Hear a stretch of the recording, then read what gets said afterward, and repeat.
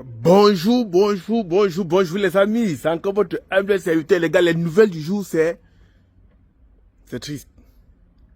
C'est triste. Encore une qui s'en est allée ce week-end dans le désert. Une Africaine est encore décédée dans le désert. Quand on vous parle, vous ne voulez pas comprendre. Mais je pense que vous finirez par comprendre. À force de parler, ça va entrer ici, ça va caler. Il y a beaucoup de personnes aujourd'hui qui décident de prendre la route, pas parce que eux, ils voulaient prendre la route. Ils ont décidé de prendre la route pour faire concurrence à une voisine qui a pris la route et qui a réussi. Certaines prennent la route pour faire concurrence à une amie qui était au marché avec elle, qui a pris la route, qui a réussi. Certaines prennent la route aujourd'hui pour faire concurrence à une fille du quartier. Non, les 5 doigts ne sont pas pareils. Regardez les doigts. Vous voyez non, ce n'est pas pareil. C'est pas parce que votre voisin a pris la route, il a réussi, que vous allez forcément prendre la route aussi, vous allez réussir. Non. Chacun a son destin tracé. Et chacun a son itinéraire qui est lié. Les amis, si j'ai fait cette vidéo aujourd'hui, je continue toujours à faire mon job. Mon job, c'est de vous prévenir. Maintenant, si vous voulez, vous faites comme vous voulez.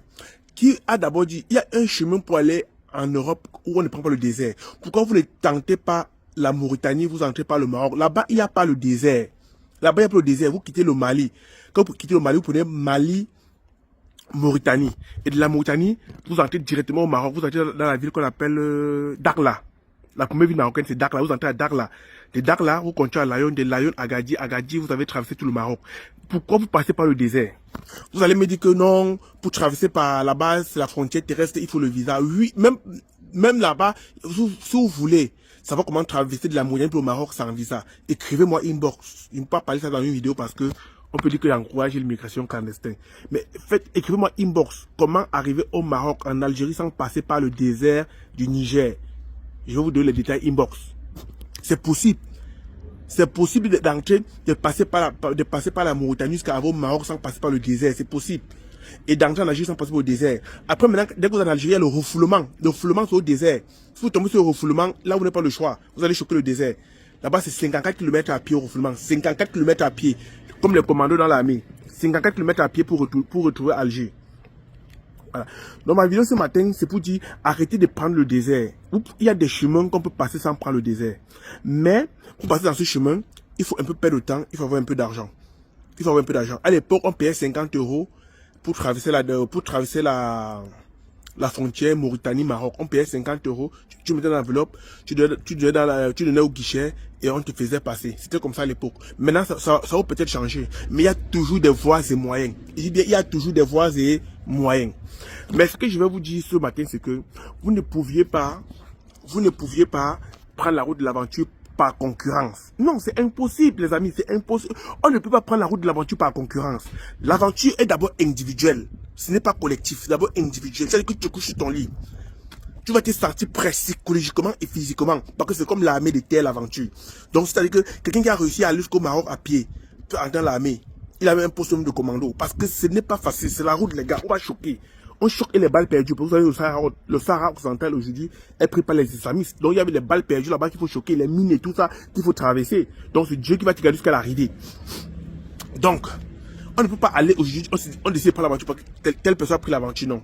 Ceux qui volent de l'argent, qui prennent la route avec dire que non, je volais peut-être 10 000 €, ton aventure va échouer. Surtout si l'argent là, c'est un argent qui n'est pas catholique, ton aventure ne va pas marcher. Quand tu veux prendre l'aventure, tu dois d'abord travailler d'abord ton cerveau, c'est psychologique déjà.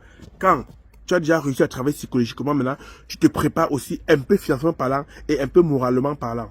Et il faut faire ça quand on est jeune. On ne prend pas la route quand on est à 40 ans, non, c'est tard. On ne prend pas la route à 45 ans, non. On prend la route entre 20 ans et 35 ans maximum. Les 36 ans peuvent encore, on appelle ça les repêcher, 37 ans. Mais quand tu as dépassé 38, 39 là, laisse la route. Cherche ton visa, choque ton visa, laisse la route. Donc, est-ce qu'aujourd'hui, on va encore prendre des risques jusqu'au point de mourir? Regardez cette dame qui est décédée. Voilà sa photo, regardez bien sa photo. Partagez cette vidéo au maximum. Partagez cette vidéo jusqu'à ça au moment de sa famille. Parce qu'on ne connaît pas même sa famille. Le corps est resté enterré au désert, dans le sable. C'est les éperviers qui vont manger ça. Est-ce que c'est comme ça qu'on doit enterrer une maman comme ça? Ça, c'est une maman, c'est une récée. Est-ce que c'est comme ça? Tu partais où? Tu laissais les enfants, tu partais où? Tu choquais que c'est Mbeng de quoi? Oh, c'est ça que vous allez me dire que, oh, parce que tu es là-bas. Tout le monde dit que, oh, grand frère, tu n'étais pas Mbeng, tu n'allais jamais dire ça. Oh, grand frère, tu n'as jamais dit ça. Mon frère, même, tu n'étais pas Mbeng, hein. Je vous ai toujours dit que je n'ai jamais pris Mbeng au risque de ma vie. Jamais de la vie. Je n'ai jamais préféré Mbeng au risque de ma vie. Parce que j'ai toujours aimé ma vie. C'était d'abord ma vie après Mbeng. Maintenant que je constate que j'ai même pris, ça va un peu, mais j'ai quand même fait beaucoup d'erreurs aussi. Et je vois que vous, les gens, vous tombez dans les mêmes erreurs que moi.